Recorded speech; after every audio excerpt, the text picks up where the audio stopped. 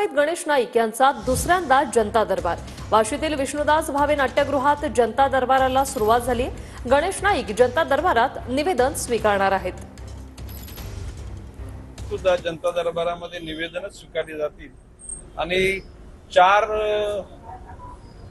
एप्रिलला नवी जनता दरबार प्रत जनता दरबार घेतल्यानंतर शिंदेना प्रतिस्पर्धी निर्माण होईल असं कुणी मनात आणू नये असं सामंत यांनी म्हटले। गणेश नाईकांच्या ठाण्यातील जनता दरबारावरून उदय सामंतांचा निशाणा। शिंदेना फक्त ठाण्याला नाही तर महाराष्ट्राला स्वीकारले असं सामंत म्हणाले। मी नवी मुंबईत कार्यक्रम घेणार असंही उदय सामंत म्हणतात। प्रत्येक कॅबिनेट मंत्र्याला प्रत्येक ठिकाणी कार्यक्रम करण्याचा अधिकार आहे। मी देखील नवी मुंबईमध्ये कार्यक्रम करणार आहे आणि मला असं वाटतं की एकनाथ शिंदे साहेबांना ठाण्यानंच नाही तर अख्ख्या महाराष्ट्रानं स्वीकारलेलं आहे।